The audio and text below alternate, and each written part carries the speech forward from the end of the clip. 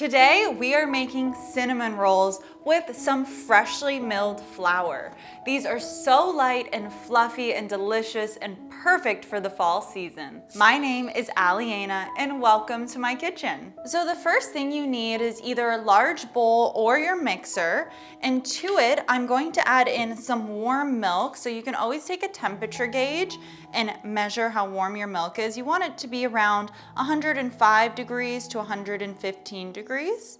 And mine's at 105, so that is perfect. So I'm going to add this to my bowl. Along with some honey, I'm using a 1/3 cup of honey. You can also use granulated sugar if you'd like, but I just love the flavor of honey and it's a little bit healthier for you. And you get the rise in your cinnamon roll from yeast. So you want to add about 2 1/4 teaspoons of your dry yeast. And I really like Fleshman's active dry yeast. You can either buy it in a jar like this, or you can just buy it in these little packets. It's really whatever's available at your grocery store. And you want to give your yeast some time to activate. It's usually about 5 to 10 minutes, and you can tell when it's activated because it will bubble up. So while this is activating, I'm going to move over to my mill. So I'm actually using 2 different types of wheat. I'm using a red and a white wheat. And I like to do about a 50-50 split. So I'm going to add in 2 1/2 cups of each of my grains into my mill. But traditionally, if you are making pastries, you want to use more of a white wheat. But last time I made this, I used a mixture of both and it was absolutely delicious. They were the best cinnamon buns I've ever had in my life.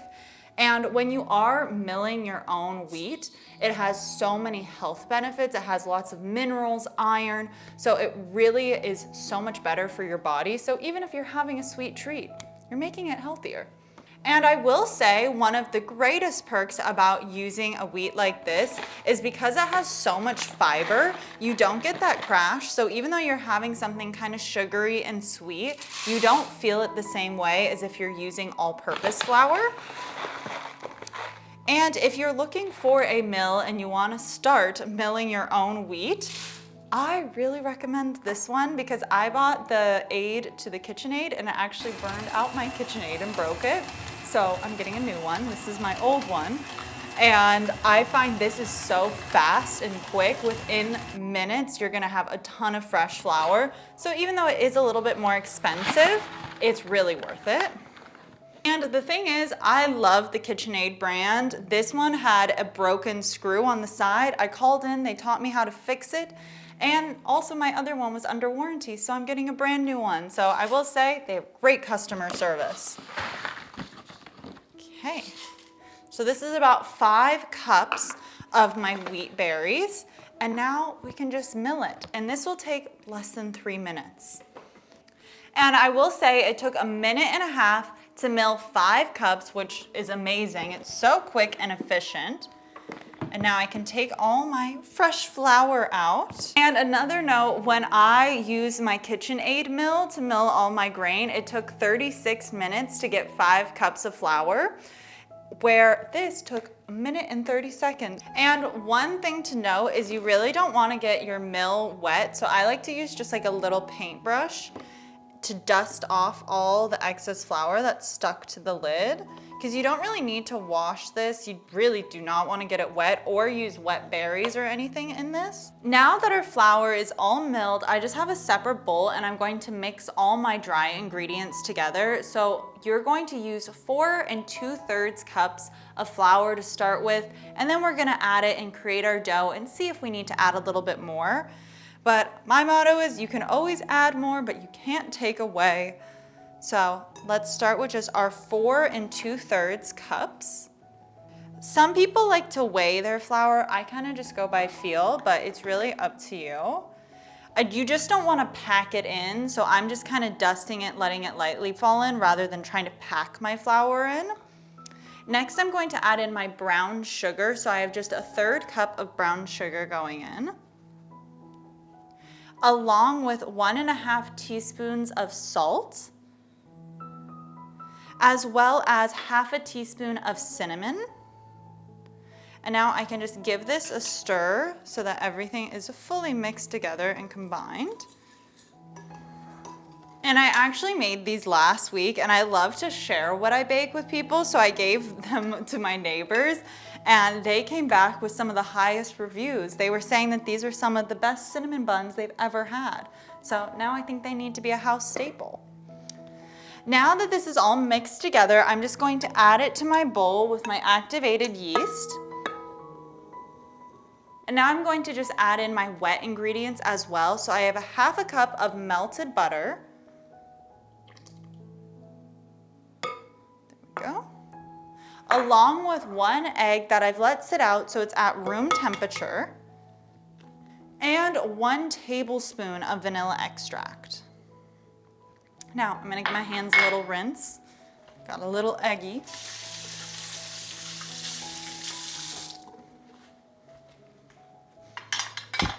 Now I'm just going to give this a little stir together, and then I'm going to attach my dough hook and let this knead for about 8 to 10 minutes until a ball is formed.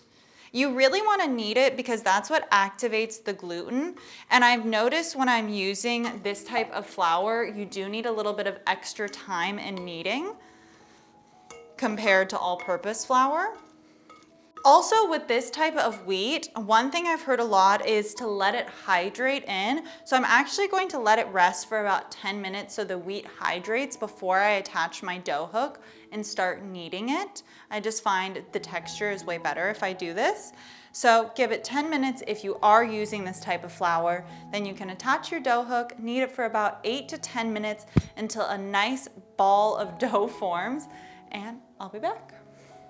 Now that I've let it rest for a few minutes, I'm just going to attach my dough hook and knead it for about 8 to 10 minutes, and I'm going to watch it while it kneads and see if it's too wet. I can always add in a bit more flour. Yours might be perfect. Sometimes it just depends on the day.